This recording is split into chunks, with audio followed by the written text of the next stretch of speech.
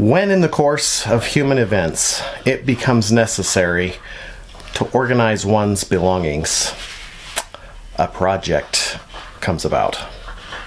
Welcome in, my YouTube friends. What's cracking? So we need some additional storage solutions.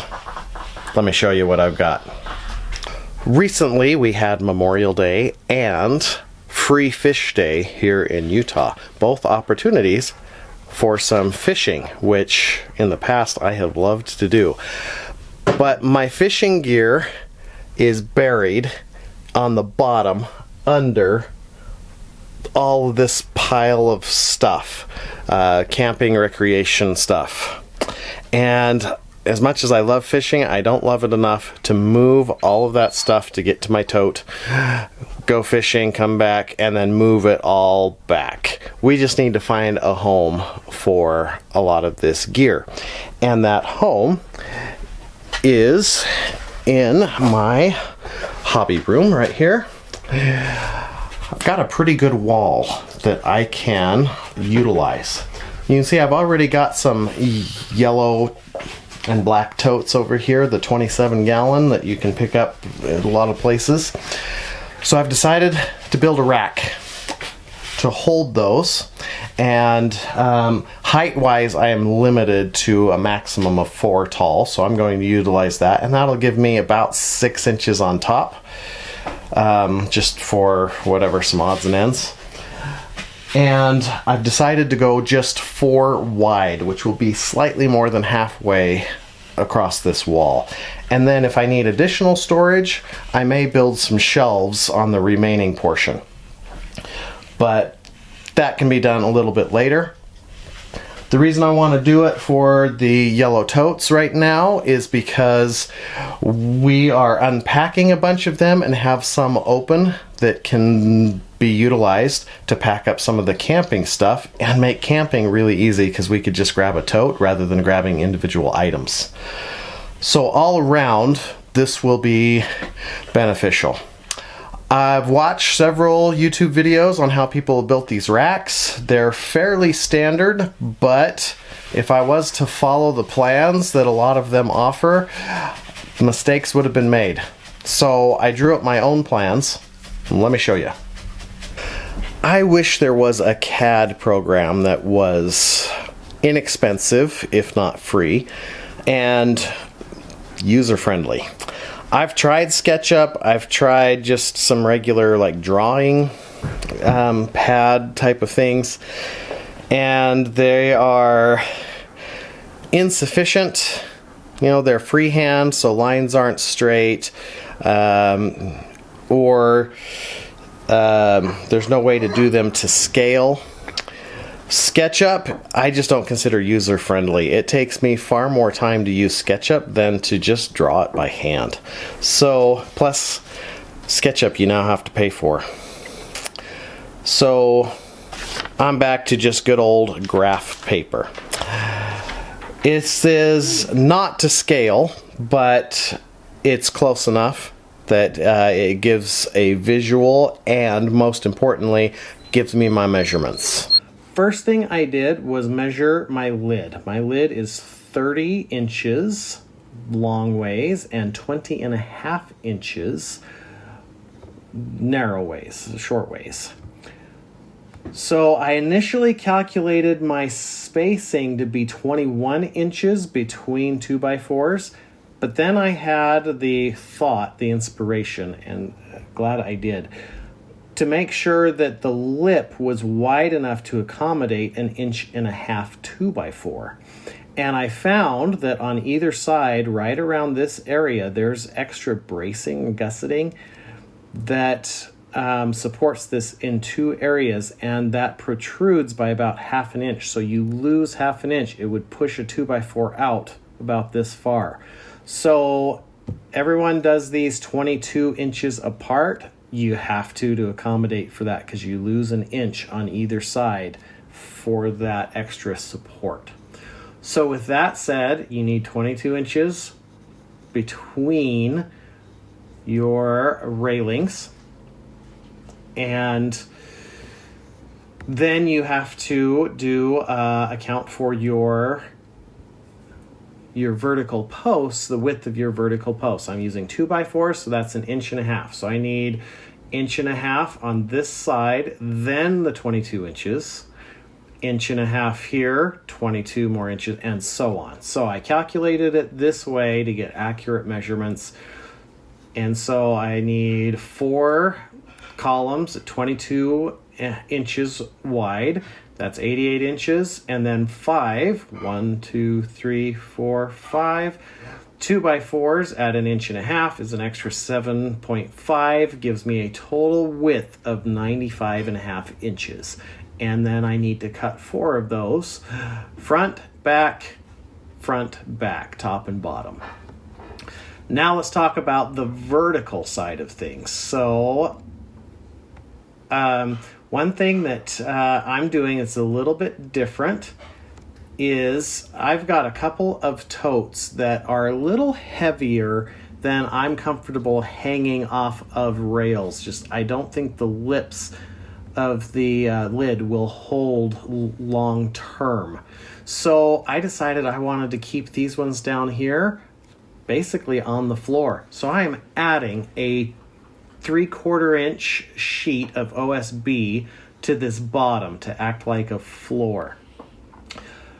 On top of that is where we start doing the vertical rails, and the typical height of one of these 27-gallon totes is 14.5 inches. It's really closer to 15 because there is a little lip on top that allows you to stack them and they won't fall off of each other.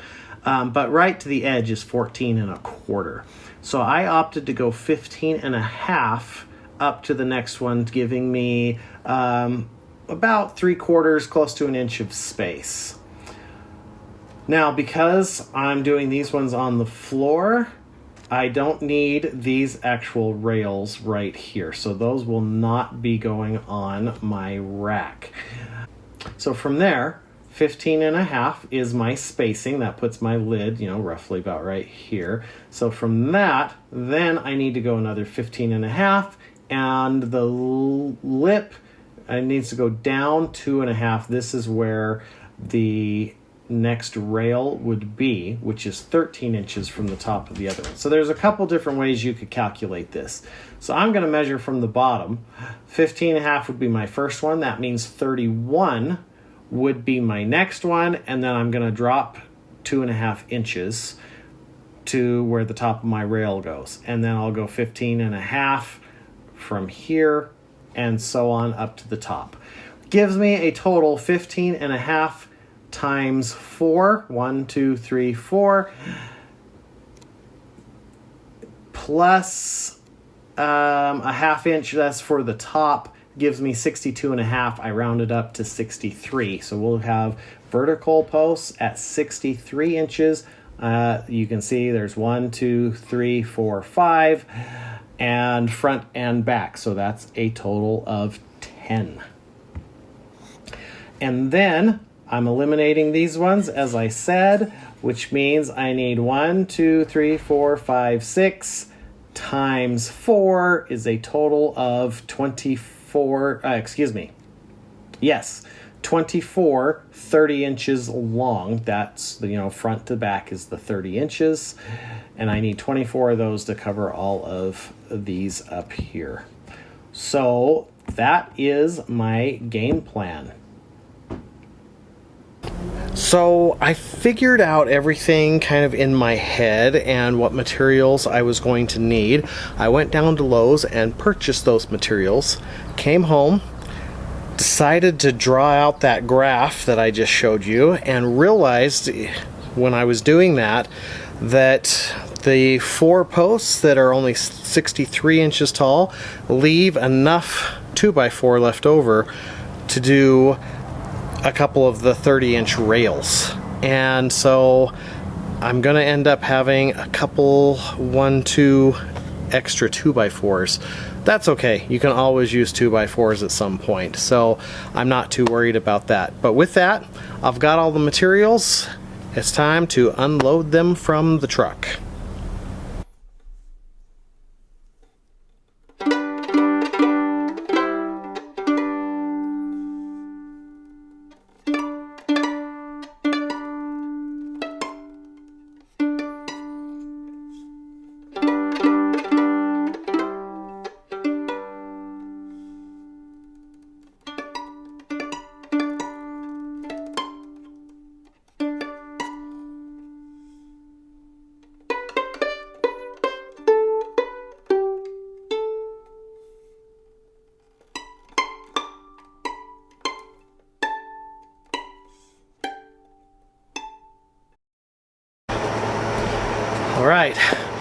22 2x4s and 1 sheet of plywood later, we're ready to start doing some cutting. We're going to start by cutting the plywood, well, not plywood, the OSB on the table saw. I'm going to also do that first because I have a helper available, and that'll make cutting this a lot easier.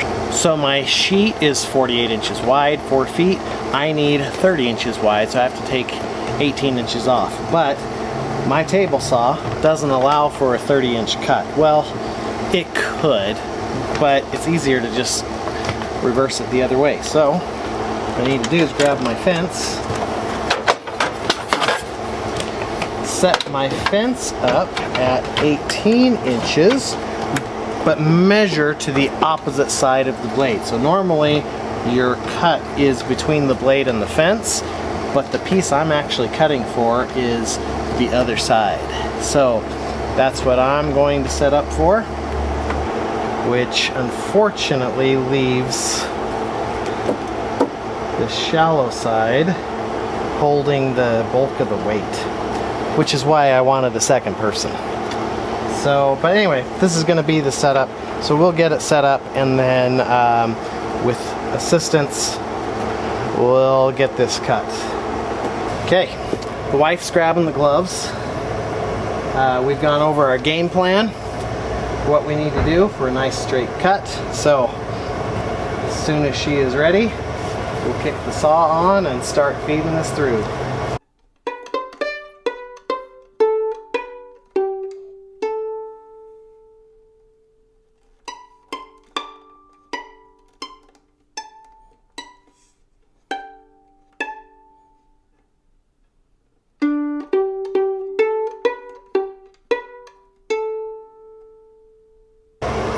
Okay,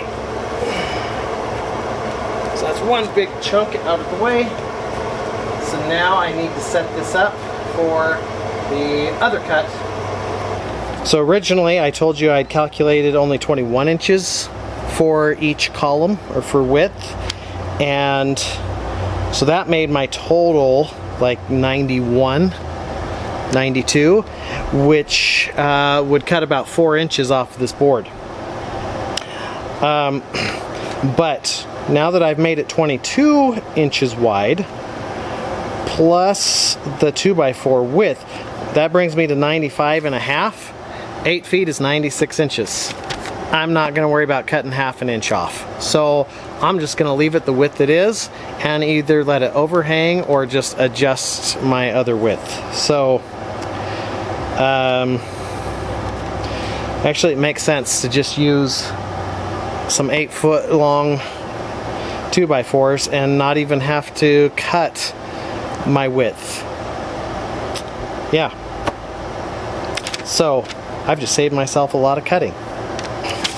So with that, what I need to do is pick out 4 of my straightest boards, or I should say straightness I can actually deal with. They're not being straight. Warpage, twist is a bigger issue. So I'll pick out 4 of my straightest boards in that regard. Those will become my tops and bottoms, and then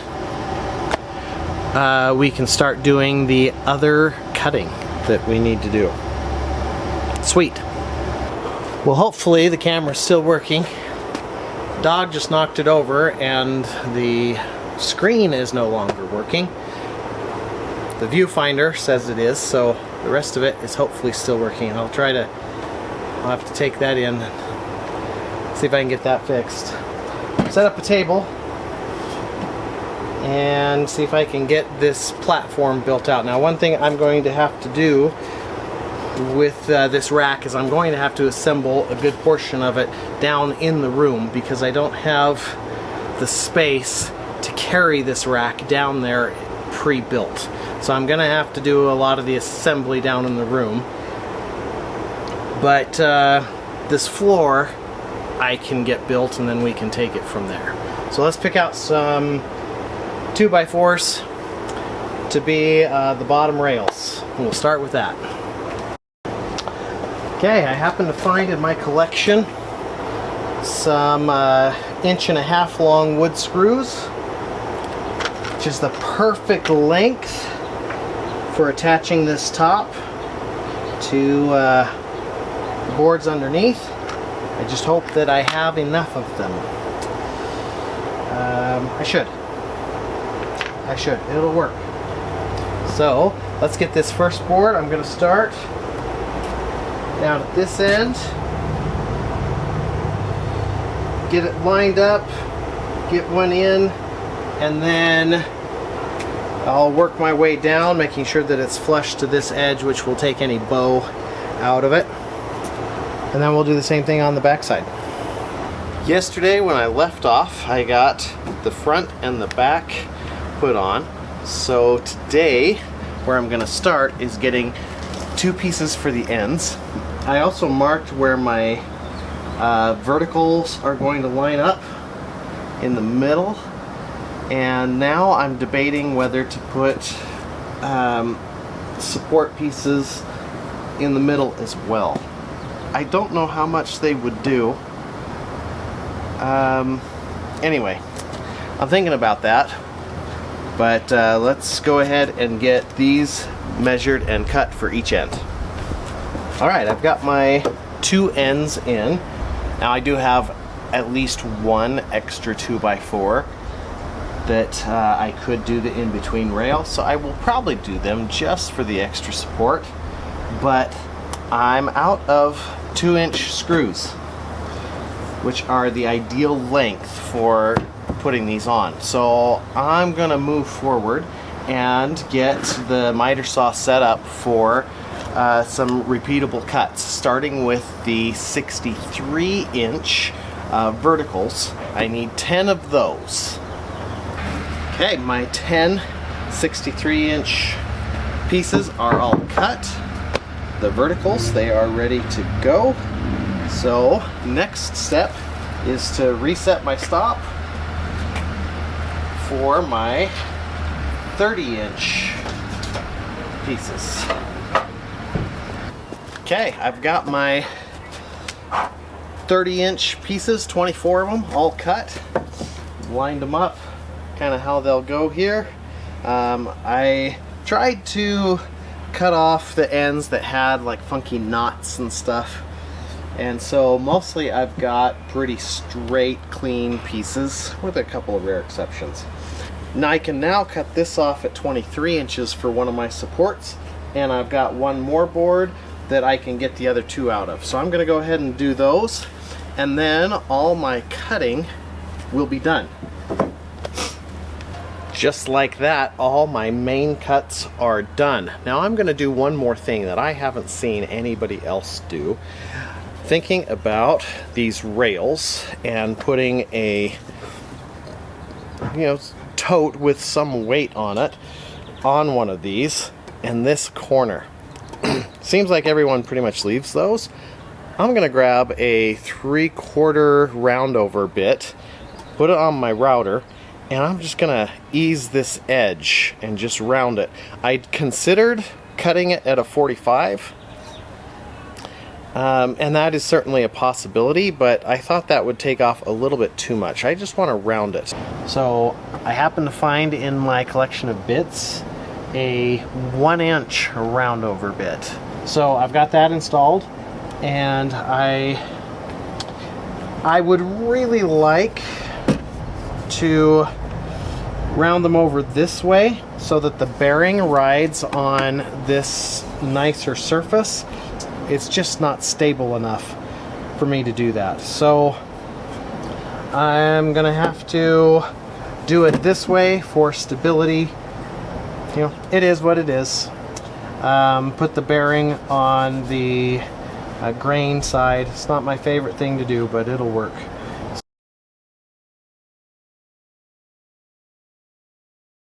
Okay, so there it is.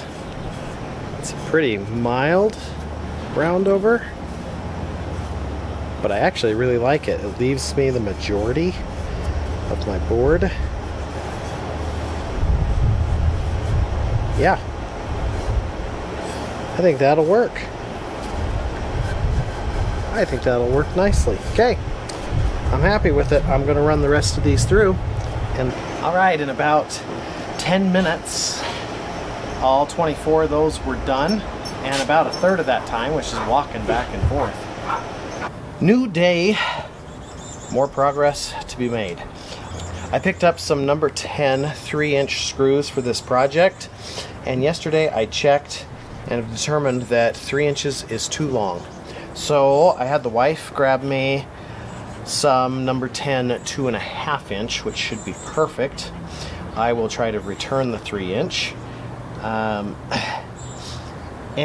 I got some more 2-inch screws to put the middle support beams on. But before I can get to those, which will mostly finish off the bottom and then be able to move that inside, I of course need to clear off the top. Okay, I've got all my boards marked. I took measurements off the first one and just marked the tops of my rails, because that's really all I'm going to need. So it looks like that.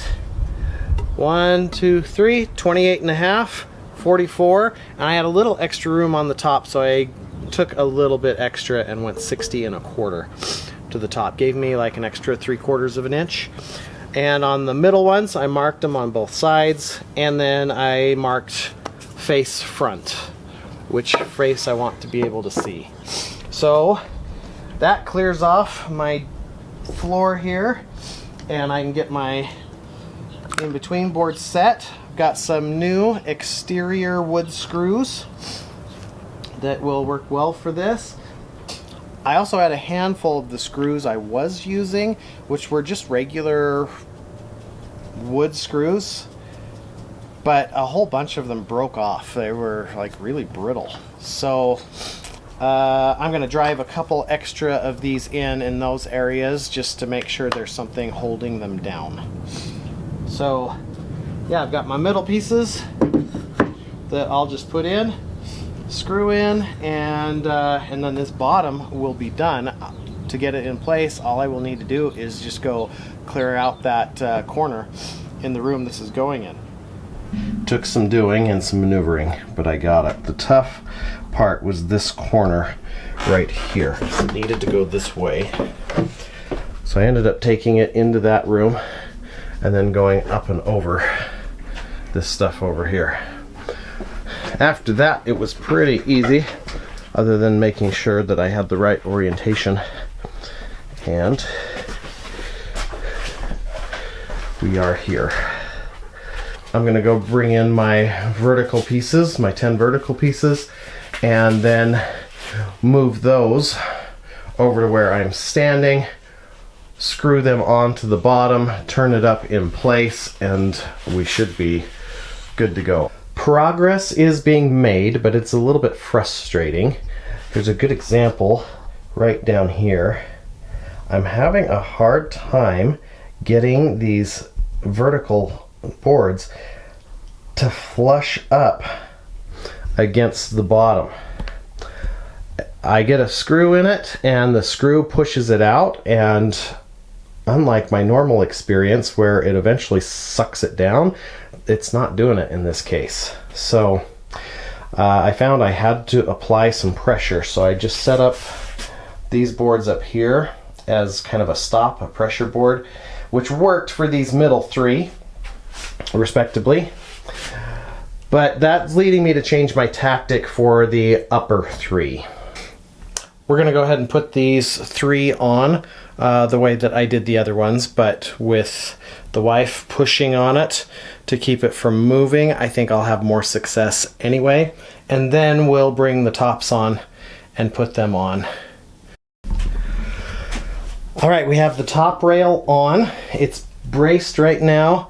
2 totes high is slightly higher than like regular, like level. I don't know that I can get the bottom on, at least not squarely. So I think we're at a point that we're gonna have to tilt it up and then move it accordingly after we get the top on. So this is gonna get a little interesting. We'll time lapse this one, and hope that it goes smoothly, or at least comically, and that you don't see one of us leave in frustration. We don't know what may happen.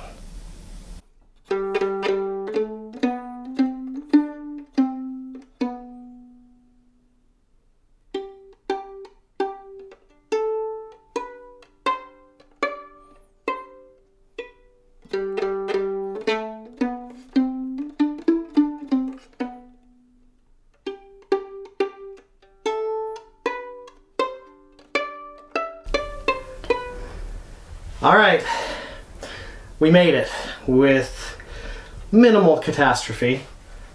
We did have one board pull out, and when it did, I could see that the screws were only penetrating by maybe an inch, probably less.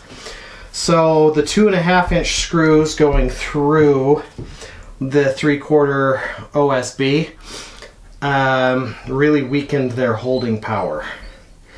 So I will probably grab some additional screws and toenail just to make sure they stay in place.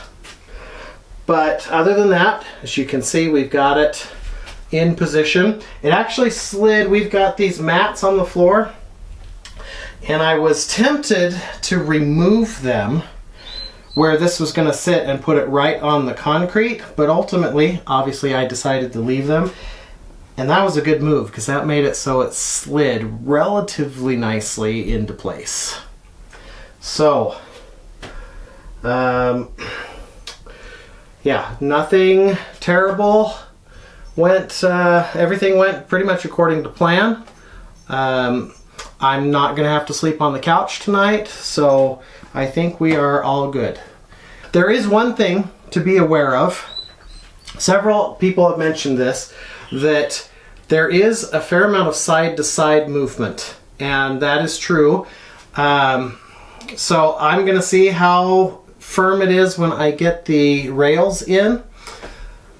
But you may want to consider some bracing on the back, maybe an X brace or something, just to stiffen up at least the back side. So maybe the extra 2x4s I ended up with might go to that. We'll see. But just something to be aware of. Let's I'll get some toenails put in and then start getting rails put on, and we'll see what happens. I am pretty much ready to put the rails on. I'll show you that process in a minute, but before I do that, I need to take about 20 or 30 minutes. I promised somebody we would go on a walk today, and I need to fulfill that promise before it gets any darker.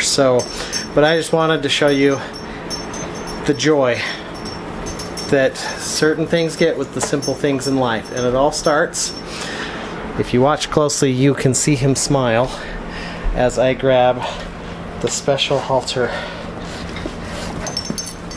There it is. So excited, so excited. It's his favorite thing. Favorite thing. He loves playing fetch. Where's your other hand here? He loves playing fetch, but nothing rivals a good walk. You ready to go for a walk? Yeah, look at that big smile. Look at that big smile. So now he knows we're really going. Oh, the excitement. All right, so I'll be back in like 30 minutes and we'll get working on those rails. We are back from our walk and time to finish up this rack, hopefully. So here's what I'm going to do. I've numbered all of them so I know their places. That's just my OCD. But as you can see here, I'm doing 3 screws on each end, but I'm going to alternate. So I'm doing 1 in the front, 2 in the back, and then on the rail that's going to be on the opposite side, I'm going to reverse that, do 2 in the front, 1 in the back. That way the screws won't much less risk of them running into each other, and 3 screws should have ample force to hold these rails in place. So you can see I've pre-drilled on the first one. I got the screws ready, and then I grabbed some clamps. I'm gonna clamp it in place and then screw it and on to the next one. So that's kind of my game plan. Let's get to it. Okay, first one is on. My clamping trick worked. However, on both sides, I did get some cracking, especially over here. This one's really bad, if you can see that. So I am going to have to, even though these are deck screws and they are essentially self-tapping and are supposed to not do this stuff, I'm gonna have to pre-drill. Just how it is. All right, I was cruising along, doing pretty well, and I got my first row completely done, and was working on the second row to do the next set, and I got most of it. With 2 holes to go, my pilot bit snapped. Broke clean off right here. Lost about that much of it. But that means that for tonight, we have to wrap it up, which is probably for the best. It's about midnight, and I am directly under the bedroom, and the wife has already gone to bed. And this impact driver is not the quietest thing. So she can rest comfortably. It's probably just good for me to call it a night. I am making good progress, and I will say that those rails stiffened it up quite a bit from front to back, but there's still quite a bit of sway side to side, and it's moving all together. It's moving the whole rack. I was hoping not to, I mentioned a little while ago, I didn't want to put bracing on the back just because it would push everything out another 1.5 inches, and I'd lose a little bit of floor space. 1.5 inches doesn't seem like a lot, but when you're tight, every little bit counts. So I've come up with a different idea to use some cables and those type of bolts that you like screw in the middle and it pulls things tighter. So I think I'm going to have to go with that. And that should be possible without really losing any footprint at all.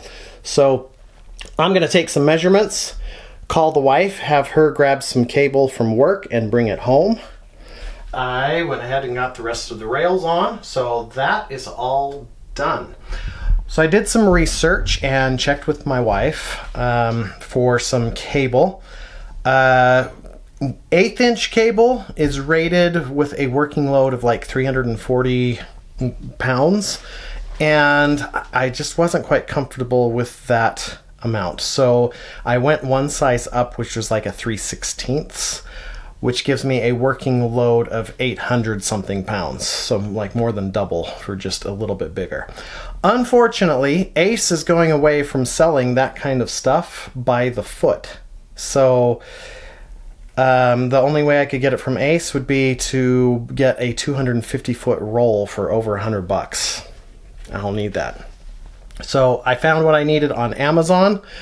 A 50-foot roll was $27. A 25-foot roll, and this was stainless, which is even higher grade, was $21. So for the extra $6, I got the 50-foot roll. I'll find a place to use the other half of it. So my corner to corner measurement was 9 feet 9 inches. So I need about 10 feet by the time I do the clamps, the wraparound clamps. And the kit I got came with both the crimp and the screw-on type clamp, so you can do either one. So that will be delivered tomorrow. So I just have to throw that on, which really should only take a couple minutes. My wife is getting me some turnbuckles so that I can tighten it up, so keep some good tension. And then I can start throwing these totes in their place. I really want to now, but it's just too, it sways too much. I start getting some weight on it, and I could easily see it starting to lean and topple over. So I will exercise some discipline and wait, and when that cable gets here tomorrow, we'll get it cut to length and thrown on, and I'll bring you back then. It's a new day, and we've got the product we need to finish this rack, and so I'm going to get that done. Number one, I had the wife pick up some T-buckles from work. She got the ones I asked for, which are 3/16 by 4 inch. The steel cable that I wanted, I got a 50-foot 3/16 cable, but here's our rope. So the other thing I've been thinking, I've had this stuff for a couple of days, and what I've really been racking my brain on is how to attach these with the least amount of changing of the footprint. So I don't want any hooks sticking out that could catch people, catch hands, or catch clothing as you walk by. And, you know, particularly don't want anything sharp sticking out. But what I've decided to do is I'm just going to drive some of the same 2.5-inch screws in as deep as I need to have something to hook onto. Just for these T-buckles, it's only going to extend it, what, 3/8 of an inch? That's not terrible. It looks like with the wire, they've got one end already done here, right here. That's going to stick out a little bit more. We're looking maybe 1/2 inch. That's not drastic. I can live with that. So that is going to force the rack to come out that far from the wall, but I can live with that. All right, I've got my 4 corner screws in. Now the turnbuckles, if I put them directly on the screw, it doesn't give me enough room to turn. The buckle itself would catch on the frame of the rack. So I'm going to make 2 1-foot pieces, and then my total measurement is 9'6" 3/4. So I'm going to make 2 12 inchers, 1 foot, and then 2 8'6" 3/4 pieces. One of which will have this factory end, so that one will be the easy one. Okay, I'm set up outside here. I gotta make quick work of it because we have a storm that's just right on the edge. So I've got my blue tape that I'm gonna use to keep my lines together. What I'm gonna do, I'm just gonna use the ground here and roll this out. Oh, so nice. Got wind coming up. I'm going to do this long one first because of the crimped end. And got to get my helper out of the way here, who will run over anything in his path. Alright, so I'm going to go from that end.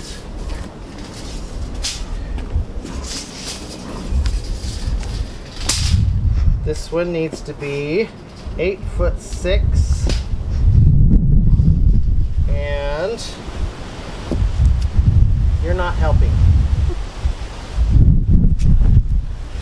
8'6" 3/4 is right there. Make sure my length is on. Straighten that out.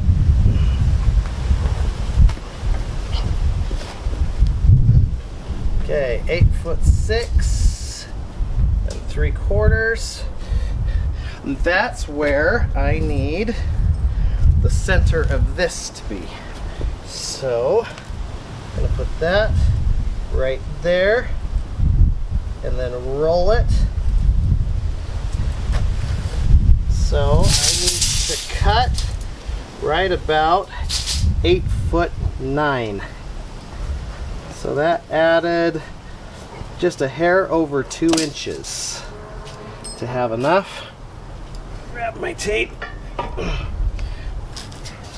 There's the center. of my cut. And then I'll just do that, what, 3 more times?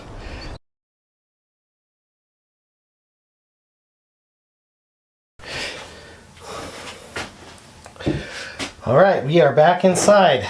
Got my short ones and my long ones all ready to go. It's time for the moment of truth. Grab the turnbuckles and see if I've made these long enough to get them connected, but short enough that the turnbuckles can tighten them sufficiently.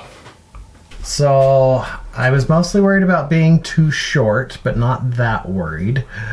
And it turns out I am way too long. And the reason why, I realized right away, I forgot to calculate the space that the turnbuckle takes up.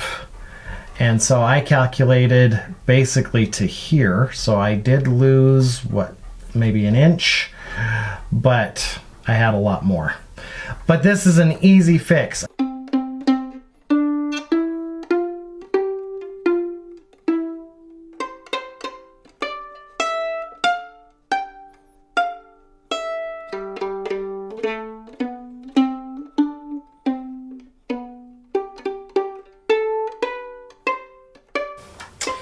I think that'll do it. Got a good crimp on that. That's probably not going to go anywhere. Okay, there is some slack here, but I'm going to get the other one put on so that I'm getting equal pull on both sides, because I'm trying to save it from shifting back and forth. But that's already substantially better. You can see how much sway it's got over here, and it stops when this gets taut. So that's exactly what I'm after. Okay, they are both shortened and ready to start tightening, and I've just realized that where they cross right here in the middle is a way to tell if they are pulling equally, because this rack right here is right in the middle. So if one gets tighter, then that cross point is going to change. So even though they're not tight, that is substantially better.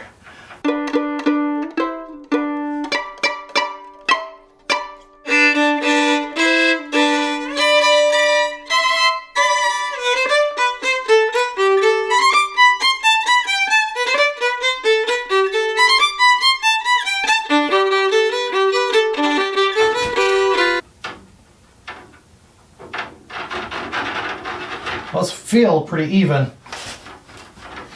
Back and forth play is practically nothing. So those are doing exactly what I needed them to do. And I've got plenty of room for adjustments. My cross is near perfect.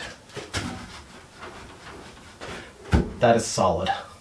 That is solid.